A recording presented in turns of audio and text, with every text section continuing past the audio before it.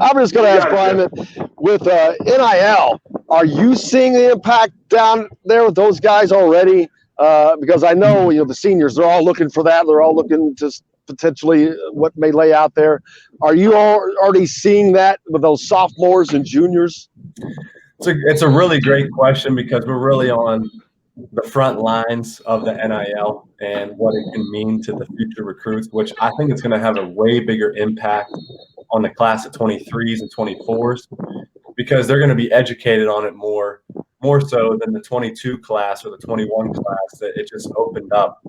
So we're trying to navigate those waters right now. Indiana University, Scott Dolson, and our administration has done a phenomenal job educating our players and parents and even our staff. So when we're talking to these recruits, we have really good selling points with our fan base, the support of the program.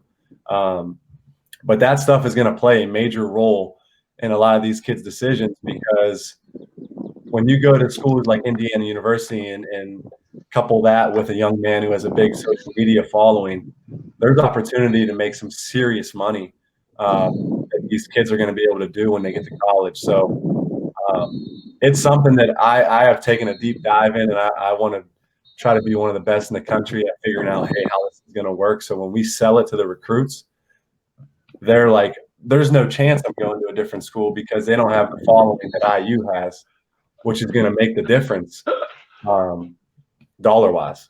And that's almost becoming a bigger recruiting point as the school and the coach before. And I hate to say that, but it's nuts to see that get so big so fast. Like normally, this was stuff that was talked off the camera. Yes. This stuff was not talked about. Only the circles of the circles talked. Okay, hey, and I'm just sharing from experience, not saying anything happened, but I've been around the block a little bit. This used to be the after hour napkin talk. This is now front line. It is. I mean, I got a great story, Jim. I don't want to say it because Brian, I don't want Brian to be affiliated with our stories. I'm done. I don't have eligibility. I can say what I want to say. I want to be PC with Brian. Let's keep Scott and everybody happy with Coach Charlie saying now. I got a great story about being in a hallway at a ABCD camp coming up. Brian, you will not be on the call for this, so don't worry about it. But it's just amazing to know. I mean, I can't even fathom what you and everybody else has to now go into saying what you can offer, literally, versus just a great education, great exposure, great networking, like everybody else, but it's a different day and age with the NIL. It sure has. It has opened up a completely new avenue to sell. And, thankfully, we're in an unbelievable position because of the tradition that we have, the fan base that we have. So there's a lot of different schools that are playing catch up to IU, right? Yeah. And so we want to hammer that to the recruits. But at the end of the day, it still is about Coach Woodson and the staff and who he is as a person and the player development and relationships and academics. The NIL, honestly, is just a cherry on top. And it's a nice cherry. Man. I'll tell you that. You might have to start getting some financial advisors. That's like that's kind of that's another challenge of this whole deal is we can't facilitate anything, so we're just educating our guys. But the guys that are really going to have great opportunities, I mean, you have to pay taxes on that stuff. So like making sure that they need the right people around them is of utmost importance. So the academic advisor's role has just also increased. Absolutely. Brian, I also saw something about the student athletes at IU kind of, I don't want to use the word unionizing, but coming together to I don't know if it's to better utilize this or make it better, but are you aware of that, how the IU students, athletes are coming together in that form? Unionizing is not the right word. It's not, they're not trying to do that. They're just trying to benefit as much as possible in the right way and do everything the correct way. That's as correct. A group. Yes. Like I told you guys before, there's been kind of like a task force of personnel, right, in the athletic department, headed by Scott Dolson and some of the administrators and coaches, kind of selected from each staff. And you're constantly kind of looking around the country at what are other schools doing and where are the opportunities that you can kind of get in and still do it the right way. And I've been extremely impressed with us being on the front lines of doing everything. So to answer your question, yes, they are doing some initiatives that at the end of the day is going to really help our student athletes promote their name, image, and likeness, and hopefully be able to capitalize off that.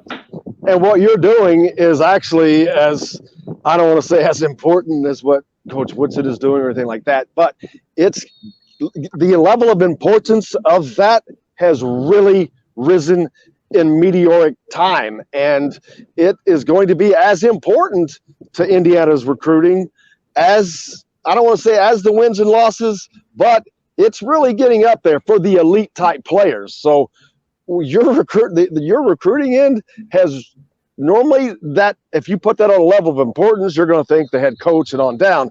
Man, I look at what you're doing is kind of up there in the level of importance. Yeah, I think we all have a job to do. I'm not going to say my job is more important than anyone else's, because it's not, right? It's my job to do an excellent job and get, like Charlie said, figure out which recruits fit Coach Woodson. That's number one. This other stuff Coach Fife likes to call is kind of fluff, right? The nuts and bolts. But it is a player, and we're positioned well. And the kids with bigger social media followings, I mean, it's just a fact that they're just going to have better opportunities.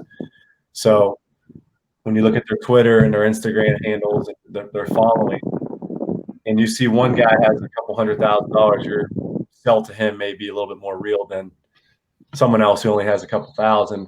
But at the end of the day, not every recruit is into that, right? Not every parent cares about that. Some keep it A, B, C, D, right? Academics, coaching staff, basketball opportunity is the main thing, right? Keep the main thing. But, oh, by the way, we also can provide you this. Well, let's talk some basketball. You're getting ready to go to the Bahamas, the first opportunity to get this team out and see them against somebody other than yourselves. What's it been like, first of all, practice? You got all the new guys in there, the new faces. There's like 6 new faces in there. What has been the chemistry? What's the chemistry been like? What's the team been like? How's it been going? I think the chemistry has been unbelievable, Obviously, it's a new staff, and everyone's kind of on the honeymoon stage, right? We haven't lost a game, right? So everything has been great. The new players have meshed really well with the old players and the returning players. And it's just been incredible to, watch Coach Woodson and the staff kind of slowly implement what he's trying to do, right? It's going to take time. We're by no means a finished product. We've only been doing this for, 2 months, if that, not even really on court stuff, so about 6 weeks. So implementing a new style of play and all that, there's a huge learning curve, terminology, what coach is looking for, spacing on the floor. But it is exciting because this time of year, the guys are usually, back home and taking a break before school starts. So it's a unique opportunity to get the staff and the players together and kind of get an idea of what it will look like, and then go have some fun in the Bahamas. And it's some learning experience for you too, new terminology for you, some things that you have to learn. And you mentioned finding the players that fits Mike Woodson. What is that type of player? What is he looking for? It's a great question. Yeah, I think he's looking for versatility. In the NBA, he talks a lot about positionless basketball. So he doesn't want to put a guy in a box and say, okay, you're a catch and shoot 2-man, or you're a 4 that's back to the basket. He wants players that can dribble, pass, and shoot. So, for instance, one thing that Race is working on right now is taking it off the rebound and pushing the ball and then initiating the offense, right? So he doesn't want it to be a traditional big man catches it, outlets it to the one, we run a set play. It's a lot more free flowing. It's a lot of reads. So in that aspect, that's kind of what he's looking for. Got to be able to pass, dribble, and shoot, and athleticism is something that he puts a premium on as well. That sounds very familiar. Before you joined us, I was talking to Charlie, who played for Coach Knight in the 90s, and was talking that Coach Knight did not have set plays, and people just don't understand that. And as Charlie was saying, it's more like what you're talking about, more of a free-flowing, get out and get gone. Charlie, I mean, that's almost exactly what we just talked about. No, I mean, and that's what you want. I mean, and now, Brian, you're talking about, going after players what Coach Woodson want, but players also want to be put in a position to do what they do best. Yeah. Right. So, Coach, can you help promote me at what I do best? Can you allow me to play my game? And two things for me that I really, talk about a lot with players and sharing this, and I just want to get perspective, Brian, on this is, and if I have to elaborate, I will. But I think two things players really need to really excel. One is possessions. All this stuff does not matter. I don't care what we do, club basketball, whatever. It's possessions. You need in-game possessions and margin for error. You need room to grow. To me, the players that can adapt to Coach Woodson's philosophy, his ways, get those two things will put themselves in position. So, what's your take on that? On what I just said as far as the players that also have just come into you all, Brian? Yeah, no, Jim, this is obviously a very intelligent basketball player. He's speaking the language that Coach Woodson is speaking, in the sense that it is about possessions. It's about, first and foremost, being nasty on defense. And then he was always saying, get the stop on defense. Philosophy, mentality. Yes, both. Some things that he speaks on daily. And, it's about, excuse me, striking fast. Doing these different things in transition where the defense can't get back and set up. There you go. Advanced pass, advancing in, that's my guy. All those different things, kind of like motion. Yes. So it's I'm in the locker room, Jim. I'm in the locker room. Hey,